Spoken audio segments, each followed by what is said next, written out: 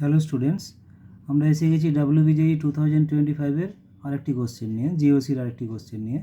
এই কোশ্চেনে বলা হয়েছে রেট অফ অ্যাসিডিটি মানে অ্যাসিড স্ট্রেংথ। তাহলে অ্যাসিড স্ট্রেংথটা কোনটা সবচেয়ে হাইয়েস্ট হবে, কোনটা লোয়েস্ট হবে যদি আমরা বার করতে পারি, তাহলে আমরা যে অর্ডারটা এখানে গিভেন আছে চারটে অপশান, সেই চারটে অপশান থেকে আমরা বেছে নিতে সুবিধা হবে। তাহলে এখানে ফার্স্টে দেখব কি, তাহলে অ্যাসিড স্ট্রেংথটা কার উপর ডিপেন্ড করে? It depends on stability of the conjugate base, that is carboxylate anion. তাহলে এই কার্বক্সিলেট অ্যানায়নের স্টেবিলিটি যেখানে বেশি হবে দেখব, তার মানে কী হবে, তার করসপন্ডিং অ্যাসিড স্ট্রেংথটা বেশি হবে। তাহলে কার্বক্সিলেট অ্যানায়নের অ্যাসিডিটি মানে স্টেবিলিটি কার উপর ডিপেন্ড করবে? Minus I effect. তাহলে minus I effect of the adjacent carbonyl group. তাহলে এই অ্যাডজাসেন্ট কার্বনিল গ্রুপটা দেখো এখানে একবারে পাশেই আছে, একসঙ্গেই আছে, মানে পাশের কার্বনেই আছে।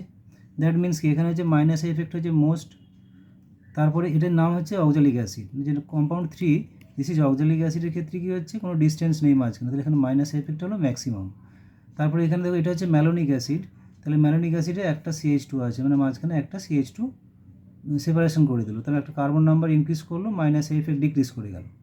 তারপরেরটা দেখো এখানে সাকসিনিক অ্যাসিড, এখানে দুটো CH2 আছে, তাহলে মাইনাস এফেক্ট ডিক্রিজ করে যাচ্ছে। আর সবচেয়ে লিস্ট মাইনাস আই এফেক্ট কোনটা হবে? এটা, মানে এখানে প্রায় থাকবেই না, কারণ আমরা জানি কি মাইনাস আই এফেক্ট আর plus I effect it operates বলছে আপ টু কার্বন নাম্বার 3।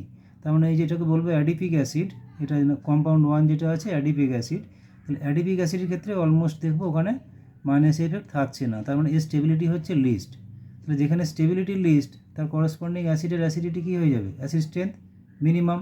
তাহলে এটা হচ্ছে লিস্ট অ্যাসিডিক, নাম্বার 1টা লিস্ট অ্যাসিডিক হবে, আর নাম্বার 4টা কী হয়ে যাবে? নাম্বার 4 বলছে, নাম্বার 3 হচ্ছে হাইয়েস্ট, সব থেকে হাইয়েস্ট।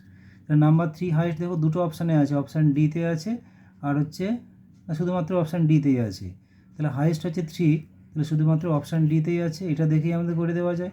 তাও শিওর হওয়ার জন্য আমরা দেখে নেব কি, তাহলে হচ্ছে লিস্ট হলো কি 1 ক্ষেত্রে অ্যাডিপিক অ্যাসিড যেটা 4টে কার্বন মিডলে আছে CH2 মিথিলিন গ্রুপ, তাহলে সব থেকে লিস্ট।